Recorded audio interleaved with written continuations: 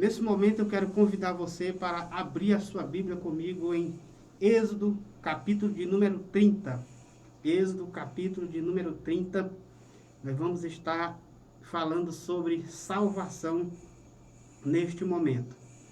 Então que Deus possa estar abençoando ricamente a sua vida, você que está nos ouvindo neste momento, aí através do Facebook, você que está nos acompanhando aí pela Rádio Educativa FM, aí pelo seu rádio, que Deus abençoe ricamente a sua vida, em nome de Jesus. Capítulo 30, versículo 11 a seguir. Vamos estar lendo do versículo 11 ao versículo 16 de Êxodo, que diz assim a palavra do Senhor. Capítulo 30, versículo 11 ao versículo 16, diz assim: Disse mais o Senhor a Moisés: Quando fizeres recenseamento dos filhos de Israel, cada um deles dará ao Senhor o resgate de si próprio, quando os contares, para que não haja entre eles praga nenhuma, quando os arrolares. Todo aqueles que passar ao arrolamento dará isto, metade de um ciclo, segundo o ciclo do santuário. Este ciclo é de 20 gerá, e a metade de um ciclo é oferta ao Senhor. Qualquer que entrar no arrolamento de 20 anos para cima, dará oferta ao Senhor. O rico não dará mais de meio ciclo, nem o pobre menos. Quando deres a oferta ao Senhor para fazerdes expiação pela vossa alma, dará o dinheiro da expiação dos filhos de Israel e o dará ao serviço da tenda da congregação, e será para a memória dos filhos de Israel diante do Senhor, para fazerdes expiação pela vossa alma. Louvado seja o nome do Senhor. Então, quando nós observamos esse texto, o que esse texto ele tem a ver com salvação? O que esse texto tem a ver com salvação? Então, é muito importante quando nós lemos aqui no livro de Êxodo, tudo o que acontece aqui no livro de Êxodo, para nós, agora no Novo Testamento, são sombras daquilo que iria acontecer no futuro, e é uma tipologia, simbologia, para que possamos estar aplicando sobre nossas vidas. Mas, de fato, neste tempo, quando acontecia isso acontecia de forma literal. Mas para nós, nos dias de hoje, é um sentido simbólico que deve também ser aplicado sobre as nossas vidas de uma forma que nós temos que compreender. Então, nesse momento, nós vamos estar aprendendo um pouco sobre salvação. Quando nós lemos esse texto, a Bíblia está dizendo que Deus estava falando com Moisés a respeito de um recenseamento, ou seja, como que do dia de hoje, o IBGE, que ele faz toda essa pesquisa, faz um levantamento da quantidade da população. Então, nós temos aí esse órgão que faz essa avaliação de censeamento. Mas quando nós observamos aqui no texto, está acontecendo a mesma coisa. Mas só que quando nós entendemos, observamos esse texto, a Bíblia está dizendo que cada um irá pagar o resgate pela sua alma. Cada um iria pagar o resgate pela sua alma. Então, quando nós lemos esse texto, está falando de salvação para os dias de hoje. Porque Jesus, ele pagou, louvado seja o nome do Senhor, ele pagou um preço muito alto. E esse preço que foi pago foi um preço de sangue, como disse o apóstolo Pedro. Foi um sangue precioso, foi pago pelo sangue precioso. Então, encaixa dentro da salvação tanto o pobre como o rico. Porque a Bíblia está dizendo que nenhum vai pagar mais por si mesmo. Então, a salvação, ela, independente da sua classe social, independente do seu nível de financeiro, a salvação, ela tem o mesmo valor, tanto para o rico como para o pobre. Então, diante da salvação de Deus, o rico, ele não vai pagar mais. Ou seja, o preço da salvação dele não é mais caro do que o preço da salvação do pobre. Porque cada um tem o mesmo valor diante de Deus. Louvado seja o nome do Senhor. Porque a palavra do Senhor diz que ele não faz exceção de pessoas para a salvação. Entenda bem. Ele não faz exceção de pessoas para a salvação. Quando nós observamos esse texto, a Bíblia está nos dizendo que qualquer um que for arrolado de 20 anos para cima, por que essa idade? Porque nessa época, a qual Deus estava falando com Moisés, 20 anos era uma época a qual uma pessoa, um jovem, ele já tinha o seu intelecto para tomar suas próprias decisões. De 20 a 50 anos, eles eram capacitados tanto para ir para guerras ou para exercer algumas funções, ou seja, ele já tinha essa capacidade de desenvolver os seus próprios raciocínios e de se responsabilizar pelas suas atitudes. E é por isso que nós vemos aqui na questão da idade, nos dias passados. Então isso é muito importante, mas hoje a salvação, ela independe. Ela vai para a criança, para o adulto, para o jovem, para o adolescente. Não tão essa classe de 20 anos para ser salvo. Então isso é muito importante, que nós observarmos, porque isto aqui é sombra de coisas futuras, para trazer luz para o Novo Testamento. Então haja vista que todos nós, tanto jovem como criança, adulto como adolescente, seja ele de maior ou de menor, ele precisa da salvação de Deus na sua vida. Então, quando nós observamos aqui esse texto, ele está dizendo assim: o rico não dará mais de meio ciclo, e nem o pobre menos, porque derem a oferta ao Senhor, para fazer de expiação pela vossa alma. Então, a vossa alma, ela é preciosa para Deus.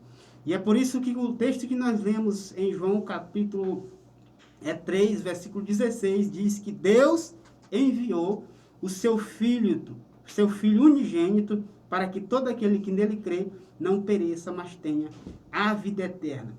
Ele não veio para julgar o mundo, ele veio para salvar a humanidade.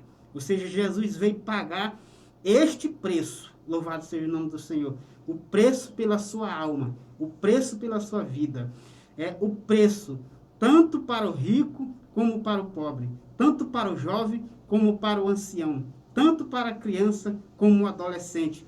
A salvação de Deus, ela vem sobre a vida de cada um, de conforme nós confessarmos o Senhor como nosso Salvador.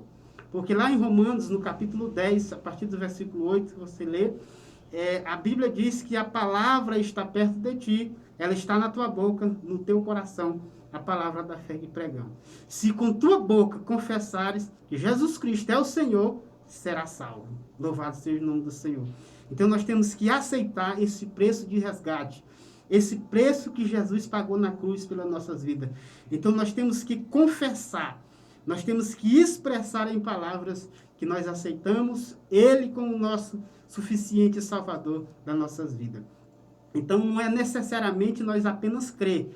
Eu creio em Deus, Ele já está no meu coração, então eu já nasci dessa forma e assim vou morrer. Eu já tenho Deus no meu coração. Muitas pessoas, elas se expressam dessa forma. Mas é necessário confessar diante do Senhor. Porque a Bíblia diz assim: se você me negares diante dos homens, eu também o negarei. Mas se me confessares diante dos homens, eu vos confessarei diante do meu Pai que está no céu. Louvado seja o nome do Senhor. Então vejamos que há também uma necessidade de confissão pública de que nós aceitamos Jesus como nosso Salvador. Não é simplesmente você dizer que aceita no seu coração e fica isolado dentro do seu quarto, aí no seu casulo, e dizer que tem Deus no coração. Mas nós observamos que essa confissão, ela também tem que ser notória, ela também tem que ser pública. Porque quando nós observamos o próprio Jesus, ele nos fala a respeito disso. Porque há uma diferença entre confissão pública e obras. Porque muitas vezes nós confundimos tudo. Então, quando nós falamos desse assunto, o meio ciclo, onde as pessoas iriam pagar, ou seja, também uma dracma ou um estaté, ou a beca, que é a metade de um ciclo. É tão importante que nós vemos que é um valor tão pequeno, para que nós possamos entender, no sentido simbólico, a forma de voto.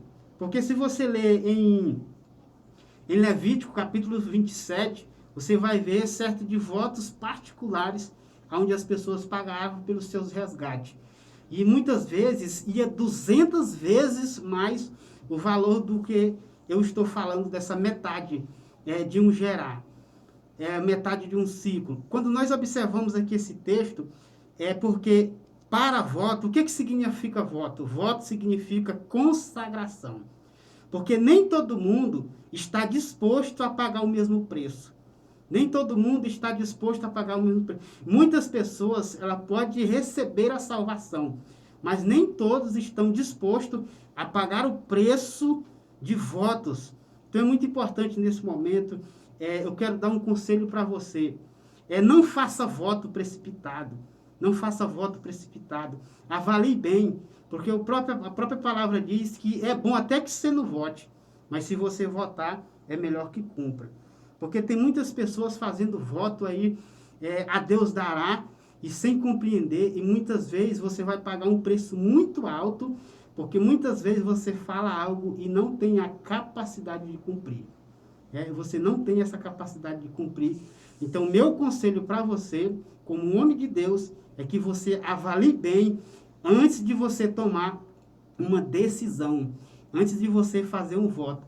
Porque nós vemos no dia de hoje as pessoas estão cheias de, eu tenho que fazer um voto, tenho que fazer uma campanha, tenho que fazer isso, tenho que fazer aquilo, e muitas vezes não cumpre aquilo que ela falou, e muitas vezes a consequência ela é muito grave sobre a sua vida. Então é muito importante que você avalie bem antes de fazer qualquer voto.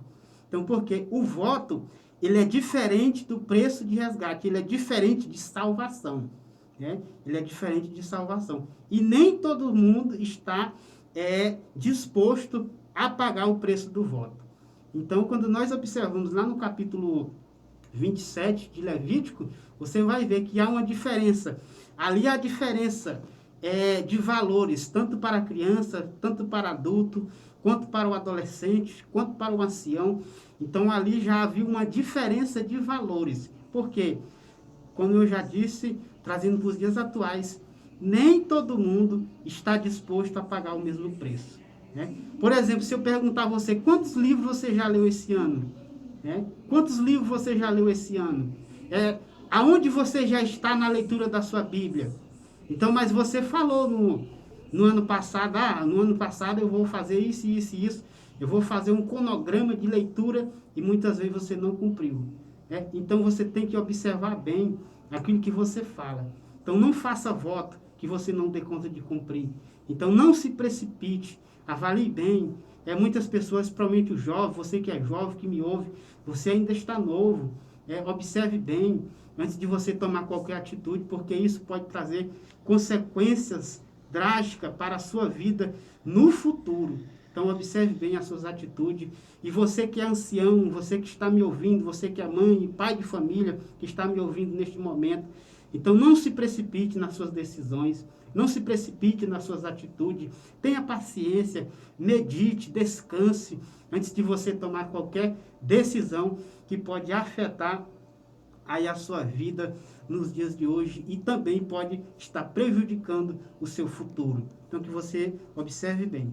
Mas quando nós falamos do preço de resgate, estamos falando daquilo que Jesus nos ensinou, daquilo que Jesus pagou por nós.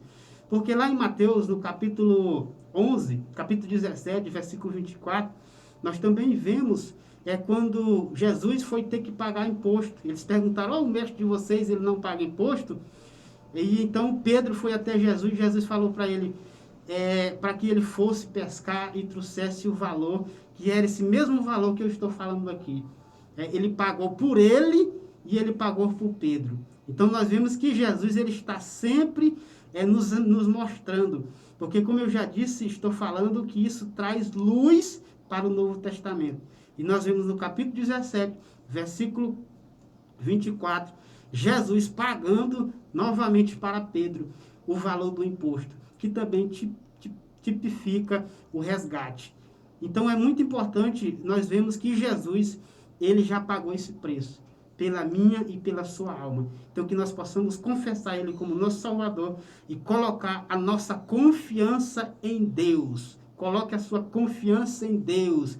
Tire a sua mente de noticiários, de fake news, de preocupações e confie em Deus. Se você ainda não aceitou como seu Salvador, entenda que ele já pagou pelo seu resgate e você precisa confessá-lo como Senhor da sua vida.